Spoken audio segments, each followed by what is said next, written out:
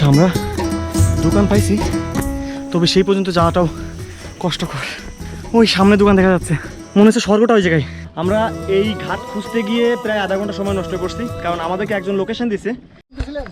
হ্যাঁ, তো প্রথম কথা হলো গোপ্রো একটু ঝামেলা করতেছে, মাঝে মাঝে হ্যাং হয়ে যাচ্ছে, স্ক্রিন কিছু দেখা যাচ্ছে না, মনে হয় বেশি হিট হয়ে গেছে, যার কারণে ঠিক মতো রেসপন্স করতেছে না। আজকে অনেক বেশি চলছে এই জায়গাটা, 90 ডিগ্রি অ্যাঙ্গেল একদম।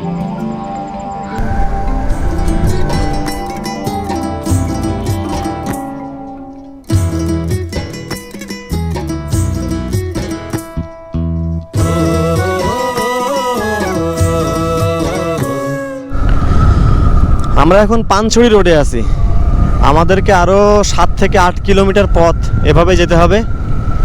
যাওয়ার পর আমরা বাইক একটি নির্দিষ্ট জায়গায় রাখবো, রেখে 2 ঘন্টা ট্রেক করব।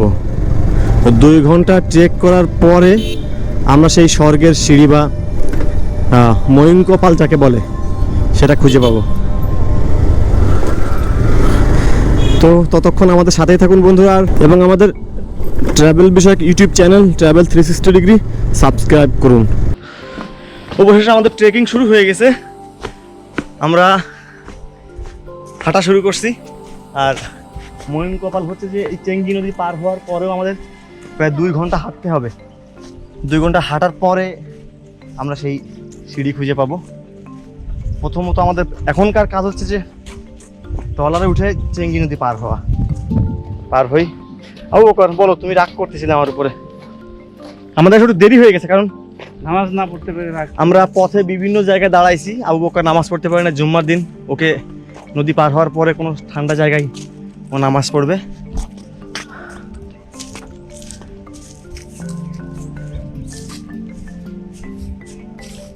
ছায়া পাইছি, একটু ছায়ায় দাঁড়াই।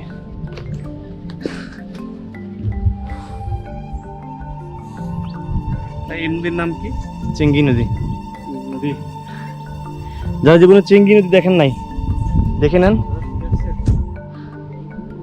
পানি অনেকটাই লাল লাল ভাব, মেঘ অনেক সুন্দর দেখতে, একদম নীল।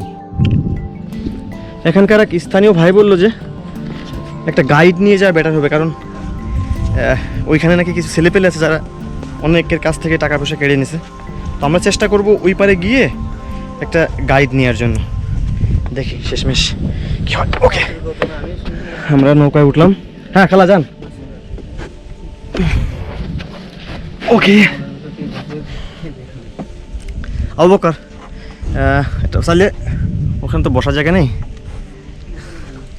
ওই আবু বকর তাকাও এদিকে, খুব রেগে আছে আমার উপরে, কারণ নামাজে দেরি হয়ে গেছে। প্রচণ্ড রোদ, তবু দূর থেকে আসছি, রোদ আমাদের কিছু করতে পারবে না, কারণ এই রোদ ঢাকায়ও আছে, খাগড়াছড়িও আছে, সমস্যা নেই। আমরা এই ঘাট খুঁজতে গিয়ে প্রায় আধা ঘন্টা সময় নষ্ট করছি, কারণ আমাদেরকে একজন লোকেশন দিছে যে খাগড়াছড়ি শহর থেকে প্রায় 8-10 কিলো পানছড়ি রোডে যাওয়া লাগবে। আমি পানছড়ি রোড প্রায় 25 কিলো পর্যন্ত চিনি, পানছড়ি পর্যন্ত চিনি, কিন্তু 3-4 কিলো যাওয়ার পরে যখন একজনের কাছে জিজ্ঞেস করলাম, বললো যে আমরা প্রায় 2 কিলো পিছনে রেখে আসছি। ফলে জিজ্ঞেস করে আস্তে আস্তে আস্তে আস্তে এই একটু ঘাট পাইছি। তো যারা আসবেন তারা আসলে আমি ডেসক্রিপশানে দিয়ে দিব কত কিলো, তবে আমার মনে হয় 2.5 কিলো হবে নাকি আবু বকর? 2 থেকে 2.5 কিলো হবে। ওই শহর থেকে 2 থেকে 2.5 কিলো পানছড়ি রোডে আসলেই একটা ইটের সোলিং পাবেন, জিজ্ঞেস করবেন জামতলি সে দাঁড়াবেন, ওখানে বাইক রাখবেন বা যদি কোনো কিছু নিয়ে আসেন ওখানে রাখবেন, রেখে ঘাটে চলে আসবেন। চেঙ্গি নদী পার হচ্ছি, এই ঘাটে এসে ট্রলার পাবেন, নৌকা পাবেন।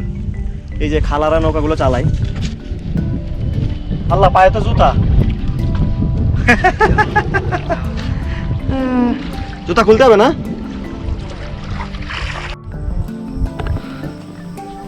আরো আধা ঘন্টা আমাদের হাঁটতে হবে, তারপরে সেই স্বর্গের দেখা পাবো। প্রচণ্ড কষ্ট হচ্ছে, স্বীকার করছি যে প্রচণ্ড কষ্ট হচ্ছে, কিন্তু কষ্টের পাশাপাশি অ্যাডভান্সিং যে ফিল সেটাও ভীষণভাবে পাচ্ছি। আসলে যারা ভ্রমণ করেন না তারা কিন্তু এই মজাটা পাবেন না কখনোই। আবার এক সময় ব্যাগ নিয়ে একটু বের হন, তো এই যে যেটা দেখতে পাচ্ছেন এটা হচ্ছে লিচু বাগান। মূল শহর থেকে যদি আপনি প্রায় 2 ঘন্টা হাঁটেন, 2 ঘন্টা মানে তাতে প্রায় 2-3 মাইল।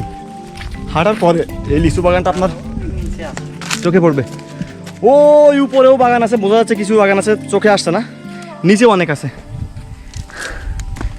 আচ্ছা, এখন আমাদের পিছনে পড়ে গেছে বাগানটা। তো আপনারা যখন জামতলির ঘাট পার হবেন তখন এই বাগানটা আপনাদের সাথে পড়বে।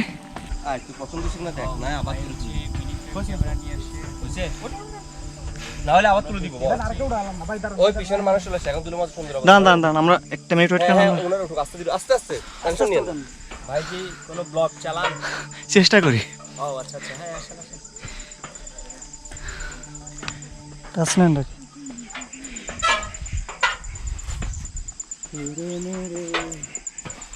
এখন একটা গান চললে ভাই, তেরি রানু মন্ডলের বয়সটা আপনার ধরেছে ভাই, রানু মন্ডলটা ধরা দিই।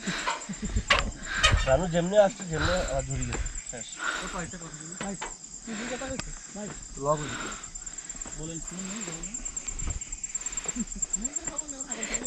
এই কি অবস্থা তোমাদের?